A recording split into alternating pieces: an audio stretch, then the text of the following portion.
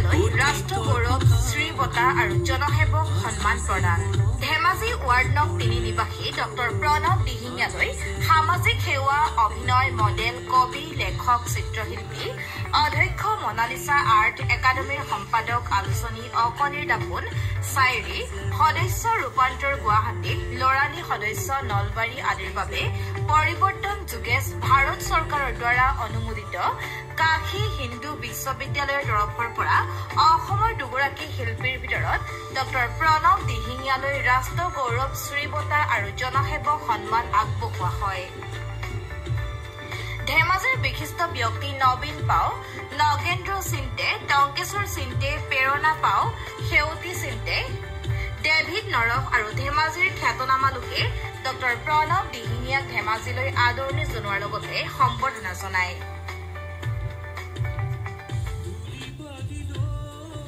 দীৰ্ঘদিন ধৰি আৰ্তজনক সহায় কৰি অহা ধেমাজি জিলাৰ প্ৰণৱ দিহিঙীয়াক কাশী হিন্দু বিশ্ববিদ্যালয়ৰ প্ৰেক্ষাগৃহত ৰাষ্ট্ৰ গৌৰৱ শ্ৰী বঁটা আৰু জনসেৱক সন্মান প্ৰদান কৰা হয় ৰাষ্ট্ৰ সংস্কৃতি আৰু সমাজ হিতৰে সম্পৰ্কিত সংস্থা পৰিৱৰ্তন যোগেছে এই বঁটা আগবঢ়ায় উল্লেখ্য যে প্ৰণৱ দিহিঙীয়াই 2004 চনত চিত্ৰশিল্পী হিচাপে ধেমাজি নগৰত মনালিসা আৰ্ট একাডেমী প্ৰতিষ্ঠা কৰাৰ লগতে সমান্তৰালভাৱে মনালিসা আৰ্ট একাডেমীৰ স্বেচ্ছাসেৱী অনুষ্ঠান এটাও গঠন কৰে এই স্বেচ্ছাসেৱী সংগঠনটোৱে প্ৰণৱ দিহিঙীয়াই সামৰ্থ্য অনুযায়ী বিদ্যালয়ে গৈ অভাৱী শিক্ষাৰ্থীসকলক পঢ়াৰ সামগ্ৰী যোগান ধৰি অহাৰ লগতে বৃদ্ধাশ্ৰম আৰু শিশু গৃহত সহায়ৰ হাত আগবঢ়াই আহিছে হিন্দু বিশ্ববিদ্যালয় তেখেতলোকে মোৰ যিবিলাক কাৰ্যকলাপৰ ওপৰত তেওঁলোকে নিৰ্বাচন কৰিলে অসমৰ ভিতৰত দুগৰাকী আমি ব্যক্তিয়ে পাইছোঁ আৰু তাৰে ভিতৰত মই অন্যতম আৰু তেওঁলোকে যিবিলাক মোৰ কাৰ্যকলাপত হয় বঁটাটো ইয়াত বিশেষকৈ জনসেৱক এটা এৱাৰ্ড দিছে তেওঁলোকে সন্মান আগবঢ়াইছে আৰু এটা দিছে তেওঁলোকে ৰাষ্ট্ৰশ্ৰী গৌৰৱ এৱাৰ্ড আৰু সেই ধৰণৰ হয় বঁটাটো পাই নথৈ আনন্দিত যিহেতু মই ভবাই নাছিলোঁ যে এনেধৰণৰ যে এটা ভাল এটা খবৰ পাম বাৰ্তা পাম সেইটো ভবাই নাছিলোঁ এটা সৰ্ববৃহৎ এটা মোৰ বাবে ডাঙৰ পুৰস্কাৰ তেওঁলোকৰ ওচৰলৈ গৈ যিবিলাক নেকি দুখীয়া নিচলা মেধাৱী ছাত্ৰ ছাত্ৰী আছে তেওঁলোকে খুব হেঁপাহ কৰে সপোন ৰচে কিন্তু সপোনবোৰ তেওঁলোকৰ সপোন হৈ ৰয় সেইবাবে যাতে তেওঁলোকে ভাগি নপৰক কাৰণ মানুহে মানুহৰ বাবে সেই বস্তুটো আমি বুজি উঠি আমি ভৱিষ্যতলৈ যিমান কণ পাৰোঁ আমি তেওঁলোকক সহায় কৰিবৰ কাৰণে আগবাঢ়ি যাম বুলি মন কৰিছোঁ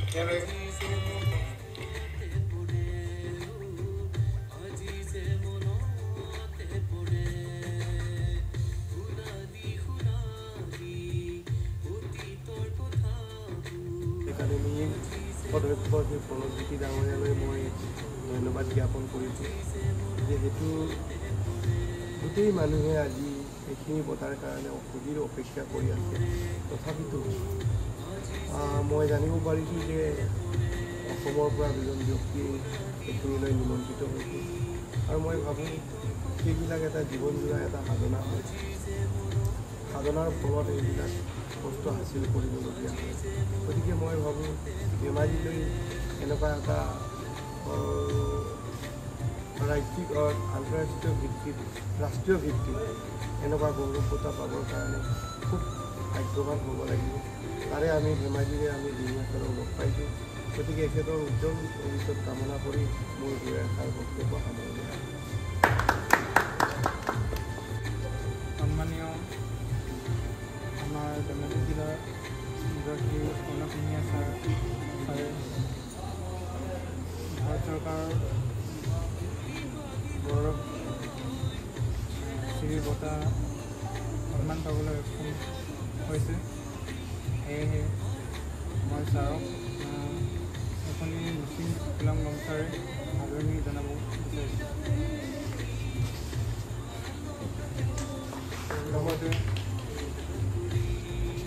লগতে মই নিশ্চয় আনন্দিত হৈছোঁ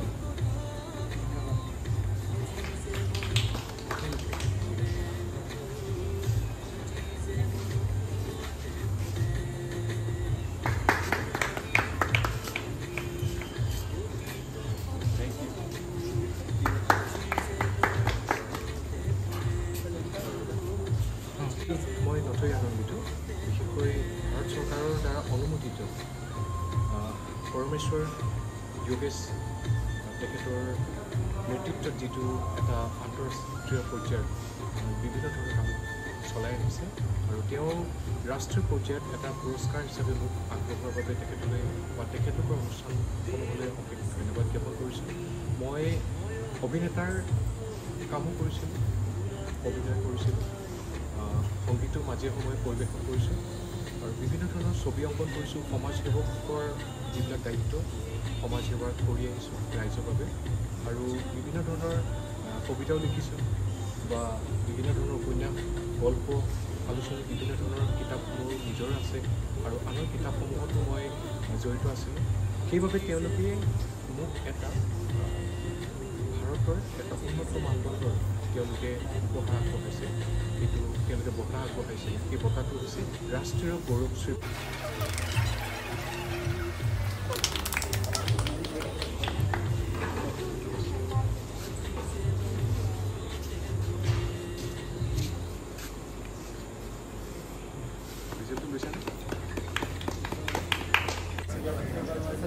हाँ, गौरव श्री सम्मान के लिए मैं अगला नाम ले रहा हूं। श्री प्रीतम वर्मा जी, श्री प्रीतम वर्मा जी।